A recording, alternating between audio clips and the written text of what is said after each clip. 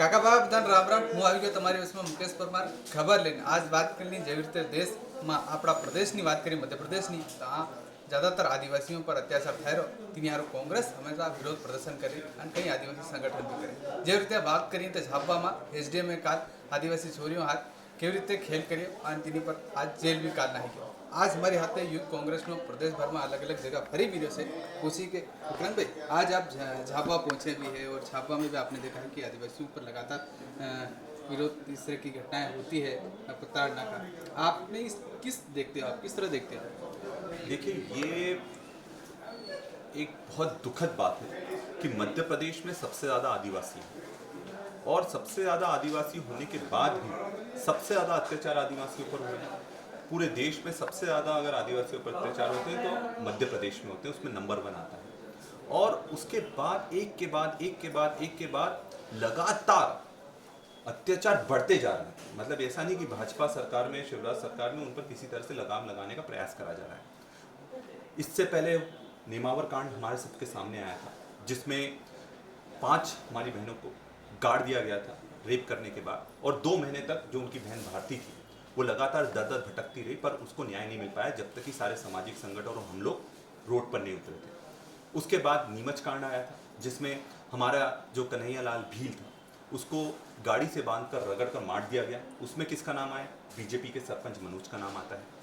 उसके बाद सिवनी कांड होता है, जिसमें भाजपा के लोग 2 आदिवासियों को सिर्फ शक के आधार पर मार डालते हैं और इसमें जो एसपी कार्रवाई करता है उसको भी तबादला कर दिया जाता है, जो कि सरकार की मंशा को स्पष्ट कर देता है। इसके बाद अभी सीधी कांड आया।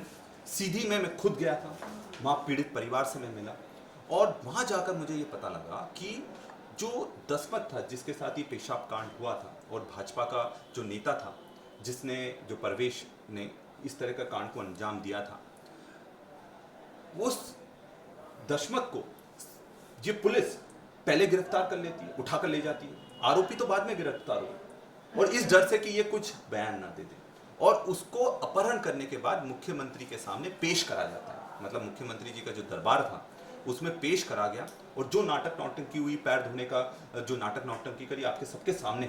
और जब उसकी जो पत्नी थी जिनका नाम आशा बहन है और उसके 3 बच्चे थे, मनीष था, राहुल था, लक्ष्मी थी, इन 3 बच्चे 48 घंटे थे, इनको पता ही नहीं था कि इनके जो पिता हैं और जो बहन है उसके पति कहाँ गायब थे, और उनको सीधी में ही रख दिया गया। और रखने के बाद उनको जब वहाँ पर विवाद चालू हुआ तब जाकर तो पहली बार उस पत्नी से बात करी गई। आपने खुद ने वो वीडियो देखा होगा जिसमें मुख्यमंत्री का फ़ोन आशा बहन, उनकी जो दशमत की पत्नी है, उनके पास आता है और उसमें उनकी पत्नी बोलती है कि मुझे, वो उसमें लालच देते हैं कि मैं तुम्हारे यहाँ अलग से पैसे भिजवा रहा हूँ, मैं तुम्हारे यहाँ जो घर नहीं बनाया वो घर बनवा दूंगा, और भी कोई मदद चाहिए पूरी मदद करूँगा। तो अभी तक विकास कुछ करा नहीं था क्या हमने? आप जो विकास कर रहे हैं, और वहाँ पर मैं सलाम करता हूँ उस आदिवासी बहन को जो सीधे सीधे मुख्यमंत्री को मुंह पर बोला कि मुझे पैसे नहीं चाहिए, आप तो मेरा पति मेरे को लौटा दो। तब जाकर तो सबको पता लगा कि उसके पति का अपहरण करा गया। और उसके बाद इंदौर की घटना सबके सामने आ जाती है। इंदौर में 2 युवकों को अपहरण करने के बाद बीजलपुर में खूब पीटा जाता है, वीडियो बनाया जाता है, गलत गालियां दी जाती हैं। उसके बाद विदिशा का मामला हमारे सामने है, जहां हमारी एक बहन को बीजेपी के लोगों ने छेड़छाड़ करी थी, उसको प्रताड़ित करा था, और जब पुलिस ने, क्योंकि भाजपा के लोग थे, सुनवाई नहीं करी तो उसने आत्महत्या कर ली। उसके बाद उसके पिता ने आत्महत्या कर ली। और फिर ग्वालियर का मामला सामने आ गया, जहां एक अल्पसंख्यक भाई को गाड़ी में मारा जाता है, बुरी तरह से पीटा जाता है। आदिवासियों के साथ यही हो रहा है, गोलियां मार दी गई, छात्राओं को गोलियां मार दी गई। तो आज मध्य प्रदेश में चल क्या रहा है? सीधा यहाँ पर जो कारण है वो बीजेपी की मानसिकता है। ये मानसिकता आदिवासी विरोधी है, कमजोर विरोधी है, और आरोपियों को बचाने वाली मानसिकता है। और जब तक ये बीजेपी की लोग रहेंगे, इनकी मानसिकता रहेगी, तब तक ये जो अत्याचार हो रहे हैं ये होना नहीं रुक पाएंगे। एसडीएम, मैं बता रहा हूँ, एसडीएम में इतनी हिम्मत कहां से जाती है? किसी प्रशासनिक कर्मचारी में, ये जनता के नौकर है, ये जनता के मालिक नहीं है, जनता के नौकर है। और वो लोग हमारी आदिवासी बहनों को, छात्राओं को, उनके साथ गलत तरीके का व्यवहार कर रहे हैं। गलत तरीके की हरकतें कर रहे हैं। और उसके बाद क्या बोलती है सरकार शिवराज सिंह चौहान, हम इसको सस्पेंड कर देते हैं। सस्पेंशन से काम चलेगा क्या, मुझे बताइए। सस्पेंशन से काम नहीं चलने वाला, उसको नौकरी से बर्खास्त करना पड़ेगा आपको। और अब मैं पूछूं, क्या शिवराज जी उनके घर पर बुलडोजर चलेगा? चलेगा क्या? मैं देखिए बुलडोजर की कार्रवाई के पक्ष में नहीं हूं, किसी का घर नहीं टूटना चाहिए, और अगर आरोपी है तो आरोपी तक कार्रवाई होना चाहिए। पर अगर आप किसी और अगर करता है तो उसका पूरा घर तोड़ देते, उसके परिवार को पूरी तरह से ऐसा ही छोड़ देते हैं। और बीजेपी का कोई व्यक्ति होता है तो उस पर कोई कार्रवाई नहीं होती। तो अब सवाल यह है कि आप कब तक सोते रहेंगे। और अब तो मेरे को शिवराज सरकार पर से पूरा विश्वास उठ गया है। इनको तो शिवराज सरकार को पूरी तरह से बर्खास्त करना चाहिए, राष्ट्रपति शासन लगना चाहिए, तभी आदिवासियों और गरीब लोगों की सुरक्षा हो पाएगी इस प्रदेश में। तो बीजेपी एक तरफ कहती है कि देश की प्रधान राष्ट्रपति हमने आदिवासी बनाया है, आदिवासी को न्याय मिला है, ऐसे उम्मीद लग रही है आपको? देखिए, हमारे देश की राष्ट्रपति द्रौपदी मुर्मू जी आदिवासी हैं, हमारे प्रदेश के राज्यपाल वो भी आदिवासी हैं, और उसके बाद भी सीधी जैसा कांड हो जाता है और एक ट्वीट उनका नहीं आता है। ये शर्म की बात है। ये चीज बताता है कि कितने ज्यादा ये कठपुतली बन गए। जो आदिवासी कठपुतली बनेगा वो भाजपा में आराम से एक अच्छे पद पर बिठा दिया जाएगा। समाज की जो लड़ाई करेंगे उनको पूरी तरह से दरकिनार कर बाहर कर दिया जाएगा। तो ये बिल्कुल भी राष्ट्रपति के खिलाफ भी, राज्यपाल जी के खिलाफ भी समाज में जबरदस्त आक्रोश है। इन दोनों को आदिवासी समाज होने के कारण इनको ये पद मिला है, ये भूल गए। भाजपा के लोगों के होने के कारण नहीं मिला है, ये समाज की ताकत थी कि ये पद इनको दिया गया, नहीं तो इनको पद मिलता क्या। और आज जब समाज पर अत्याचार हो रहे हैं, बड़े बड़े कांड हो रहे हैं, मतलब सीधी कांड में तो एक सामान्य वर्ग का आदमी भी दिल में एक पीड़ा हो गई थी कि यार आजकल ये मानवता कहां खत्म हो गई है।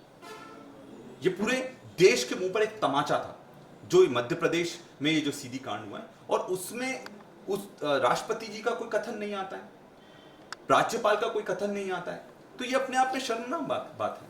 सीधी कांड की बात करें तो सीधी कांड में जो एक युवक ने, जो जेएससी के कार्यकर्ता है, उन्होंने कार्टून आरएस का लगाकर उन्होंने फोटो वायरल किया, उस पर उन्होंने 4 लोगों पे एफआईआर हुई, उस पर आप क्या कहते हैं? तेजी से एक्शन हुआ। देखिए, यही तो बात है। जब नेमावर में आदिवासी बहनों को, उनके भाई को जिंदा गाड़ दिया गया था, उन पर शिवराज सिंह चौहान जी ने कार्रवाई करने में 2 महीने लगा दिए। 2 महीने तक उनका पता ही नहीं लगा था।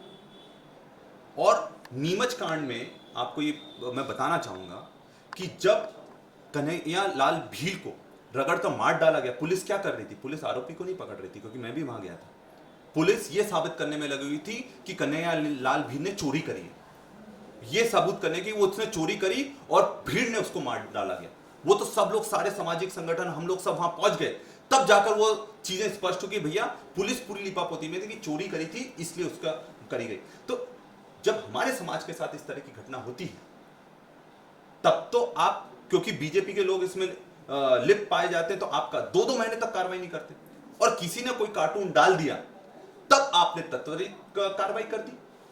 तो कानून क्या अलग अलग है क्या मध्य प्रदेश में, कि एक भाजपा के लोगों के लिए अलग कानून है और जो बाकी लोग हैं उनके लिए अलग कानून है, गरीब लोगों के लिए अलग कानून है, कमजोर लोगों के लिए अलग कानून है, अल्पसंख्यकों के लिए अलग कानून, इस तरह के कानून आपके पैमाने हैं। तो आप ये जो कार्रवाई है जो इतने जल्दी तत्काल करी गई, आपको तत्काल कार्रवाई करनी थी तो सीधी वाले कांड में कार्रवाई करनी थी ना। जब तक लोगों ने, समाज ने, लोगों ने, पूरे देश से हौला नहीं आया, तब तक तो आपने कुछ कार्रवाई नहीं करी थी। तब उसको आपने गिरफ्तार भी करने का ढोंग कर लिया। जब हमने देखा था, जब थाने में परवेश गया, जब परवेश थाने में गया तो पुलिस शाबाशी दे रही है, चलो।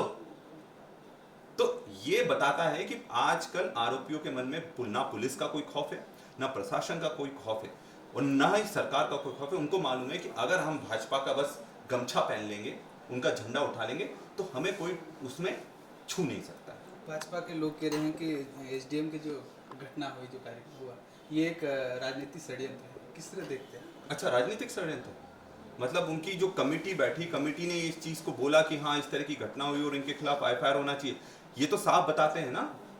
ये वही एसडीएम है, मैं जानता हूं इनको, रतलाम में भी थे, कई विवादों में घिरे रहे। उसके बाद बीजेपी के जिला अध्यक्ष, बीजेपी के सांसद ने इनको खुद व्यक्तिगत रूप से यहां पर लेकर आए। और मुझे आश्चर्य होता है, दोनों आदिवासी हैं, और आज जब आदिवासी बालिकाओं के साथ इस तरह की घटना हो जाती है तो ये एसडीएम के साथ खड़े हैं। शर्म आना चाहिए इनको। ये समाज, जो ये आज जिला अध्यक्ष जो बना है, जो आज सांसद बना है, ये समाज के दम पर बने हैं। ये भूल जाते हैं। अब जो प्रशासनिक व्यक्ति हैं उनका आप साइड ले रहे हो। कार्रवाई करो, उसको बर्खास्त करो और उसको फास्ट ट्रैक कोर्ट में उसकी सुनवाई होना चाहिए, ताकि आगे से प्रशासन में इस तरह की कोई हिम्मत नहीं कर सके कि किसी हमारी बहनों के साथ में छेड़छाड़ इस तरह के जाकर कर सके।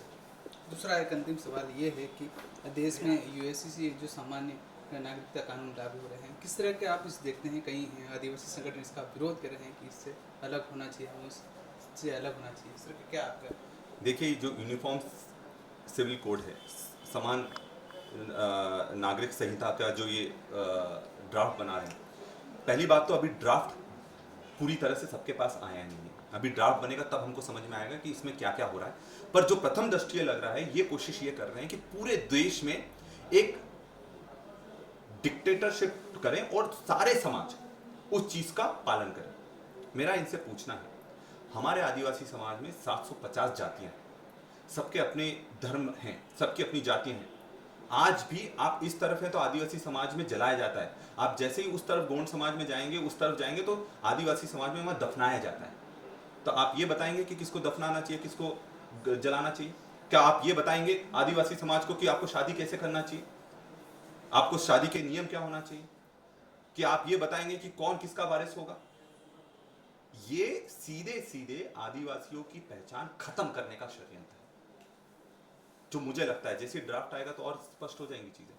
देखिए, आदिवासी की एक अलग पहचान है, और जब भी आदिवासी की पहचान को आप समाप्त करना चाहोगे, जितनी विभिन्नताएं उनको समाप्त करना चाहोगे, तो पूरा आदिवासी समाज एक साथ एकजुट होकर आंदोलित होता है।